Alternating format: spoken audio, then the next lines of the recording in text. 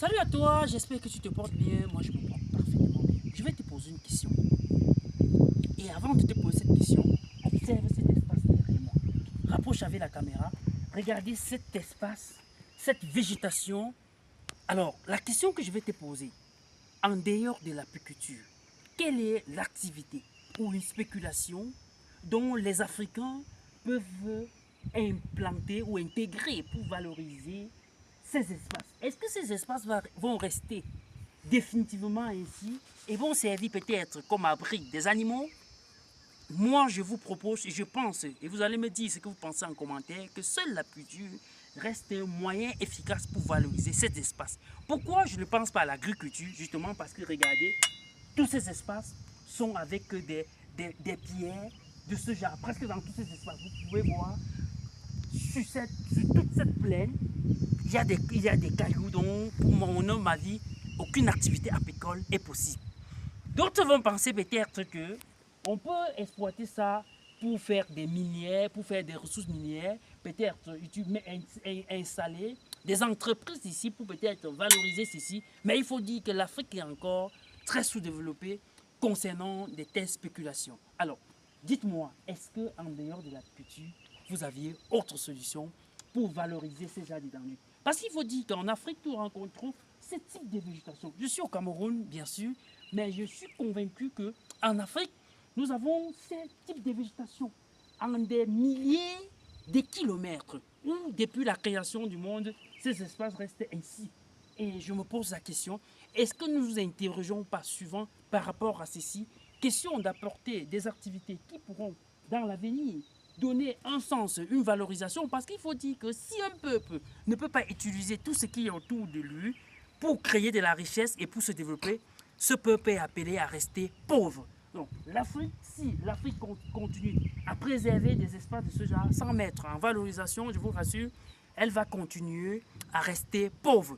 Moi, je pense qu'à mon homme, ma vie, ces espaces peuvent être valorisés autrement avec de l'agriculture. Parce qu'il faut dire qu'il y a une végétation de qualité, une végétation multiple qui conférera au miel qu'on peut produire dans ces localités, un miel multifloréal. Et qui dit miel multifloréal parle d'un miel de qualité. Justement parce qu'on va trouver les essences des milliers de plantes médicinales dans ce miel. Et ce miel va juste être impeccable. Moi, je pense à mon homme, ma vie, que la culture reste que la seule spéculation pour valoriser cela. Et voilà pourquoi, depuis en entreprise Amis des Abeilles Solidaires, nous réfléchissons pour des thématiques de ce genre. Et nous avons fait un constat que beaucoup d'Africains qui se lancent en agriculture ont un réel problème. Le réel problème, c'est un problème de colonisation. J'ai vu des apiculteurs, je vous l'ai dit, qui ont abandonné l'agriculture pour la simple raison qu'ils ont installé des ruches et qui n'ont pas colonisé. Parce que cette végétation est bien sûr très indiquée, très adaptée pour la culture. Mais il peut arriver qu'il y a manque de colonies dans cette localité. Parce que qui dit une espèce, il faut que, pour qu'il y ait une espèce quelque part, il faut que les gens en développent cette espèce pour qu'elle devienne en nombre suffisant. Et nous avons constaté que les gens sont arrivés bien sûr dans certaines végétations de ce genre et ont installé les ruches. Mais sauf qu'après, le taux de colonisation n'est pas à leurs attentes, je peux dire ainsi. Alors, nous avons pensé qu'il faudrait qu'on change la donne. La donne en mettant sur pied des colonies sélectionnées que nous vendons déjà. Il faut dire que l'entreprise Amis des Abeilles Solidaires dispose déjà au sein de son entreprise des colonies sélectionnées qu'elle peut mettre à votre disposition. Mais nous avons compris que ce travail n'est pas suffisant. Nous avons décidé donc de faire notre travail et ce travail consiste à élever les reines. C'est-à-dire partir d'une reine en produire plusieurs reines. C'est-à-dire partir d'une colonie en produire plusieurs colonies. Je suis aussi dans cet endroit justement parce qu'il y a un projet de ruches qu'on est en train d'implanter. Mais imaginez-vous si nous décidons de mettre 10 000 ruches ici, parce que cet espace peut prendre même 10 000 ruches. Est-ce que nous sommes sûrs qu'il y a 10 000 colonies ici? Il peut en avoir peut-être une centaine des colonies sauvages qui se développent avec la précarité parce qu'il n'y a pas des abris confortables pour eux. Est-ce qu'il y a 10 000 colonies ici? Qu'est-ce qu'il faut faire donc? Il faut être en mesure à multiplier ces colonies. Nous avons dédié ce travail en une série qu'on va appeler cette série qu'on a appelée élevage des reines.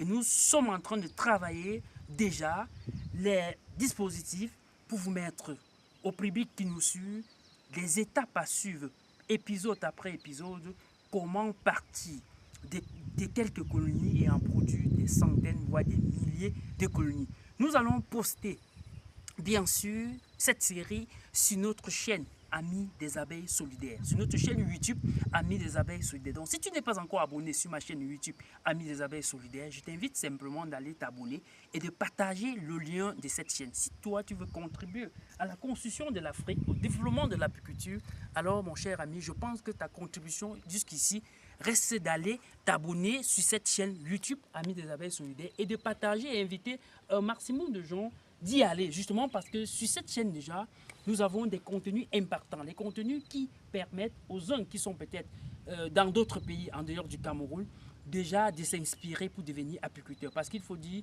je reçois chaque jour des appels des gens qui m'appellent, que ce soit du Tchad, de la Côte d'Ivoire, bref, en Afrique et voire au monde, pour nous remercier des contenus que nous mettons à la disposition sur ces différentes plateformes.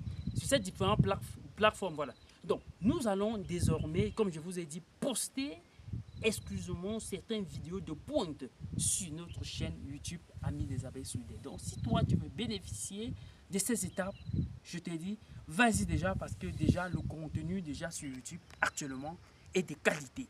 Et cette série, mon cher ami, ne rate aucun épisode. Vas-y et abonne-toi et on se dit à bientôt.